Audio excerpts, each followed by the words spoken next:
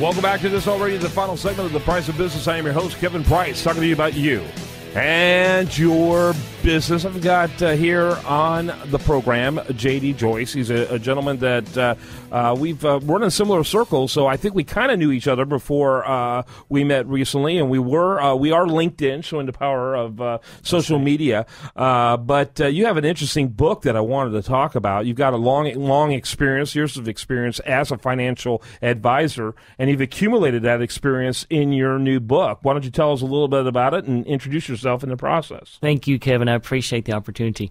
The Story of Rich is a book that's about financial planning. It's told in the form of a novel, and the novel is about a character by the name of Rich Viva.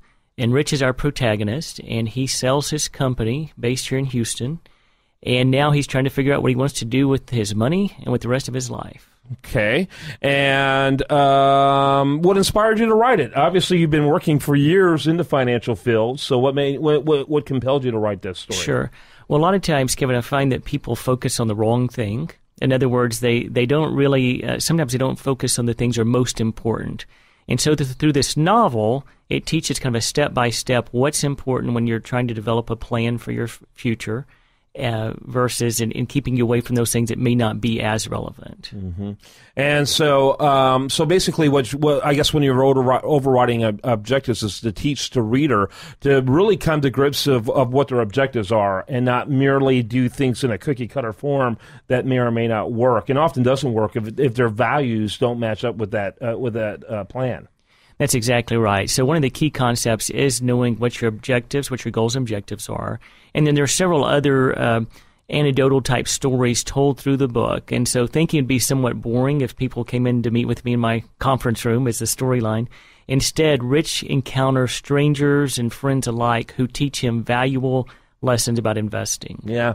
And this has become a real popular form of writing in the financial and business field. I think of a lot of Blanchard's books, for example, of taking that approach. Why do you like that approach? What is it about that approach that resonates with you versus a more straightforward, do it this way, bang, bang, bang type approach that is also obviously very popular and probably the more prominent approach of doing things, that type of narrative? Yeah, I think so. The reason why I chose this is the people I work with, most of them don't want a textbook type approach. In fact, they'll say, well, JD, that's your job to study all of that. And so I think sometimes you can convey a message better told through a story. Mm-hmm. So I've been told over and over again that it's an easy read, and I think they mean that as a compliment. Sure. And so it's just it's going through Rich's life as he's trying to go from just sold his company, he's opening the regular the old celebratory champagne. And then he has serious seller's remorse trying to figure out what he's going to do for the next several decades in his life. Yeah, absolutely. When I ask you the name an economist. Name an economist. Sure, Brian Westbury. Okay, name. Well, who would you say is the most prominent economist of the last 50 years? Oh, goodness. Well, Milton Friedman. There you go. You didn't have to go any further than that. Milton Friedman is one of the most prominent economists of the last 50 years. You scared me there with your first choice. I guess I should have been more specific. The reason why he's one of, if not the most prominent economist of the last 50 years, is that although he wrote a book called Freedom of Choice, he wrote a book called later on, based on that book, called Free to Choose. That was not an academic book, but a book written for a mainstream audience. And that capacity as an economist to create writing that the average person could relate to is what made him one of the most important economists of our times. And so people with those PhDs and think that they are going to make a better living showing the words they accumulated to get that PhD are really fooling themselves when you look at the people that leave the biggest footprint, like a Milton Friedman. One of my favorites. Sure.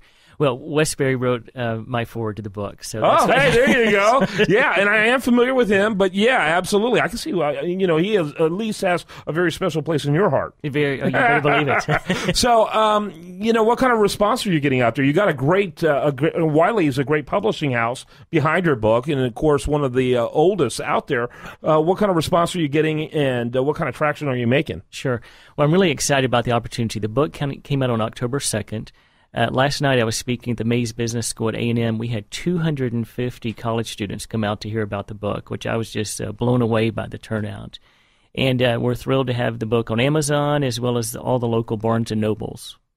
Yeah, very cool, very cool. And it came out just this month, or last month. Last month, October 2nd. So still new. Yeah, absolutely. And I'm interested to see how it goes. I personally have only just got it. You gave it to me earlier in the week. I've only begun to thumb through it. I'm actually looking at a lot of self-help books in general to try to build my morale after what happened this week politically. Oh my goodness, I might have to see a therapist. But I like these kind of books. I like books that are engaging and that are interesting first and entertaining even first, and then secondarily educational. I think that's important for particularly the mindset of the average American today. Sure, that was definitely the goal that we had in mind with this book. Yeah.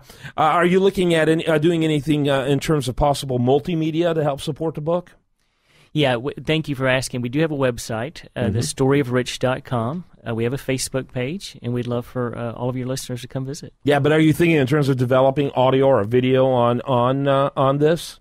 Not at this point, although when you sign the contract with the publisher, you give away all those rights, basically. Yeah, absolutely. Well, I understand that, sure. But as you produce these things, they're not going to want all these things as well. But you can still produce them and sure. Include that in your website. Sure. The Story of Rich, thestoryofrich.com. You got it. That's Is it right. the at the beginning? Yes. Make sure you get that in there. Thestoryofrich.com. And JD, thanks for being with us. Oh, thank you, Kevin. It's an honor to be with you. You bet. I want to encourage you to check out the book. And, if you got people out there, here we are now, just a little over 30 days from Christmas. You got that loved one, that family member that always likes to read, but their house is a financial ruin. Maybe this would be a great book to give them. There's a lot of people that fit that bill. So thanks, JD. Thank you. All right. I hope you have a great rest of your day. I hope you spend it sensibly by spending time right here on this station.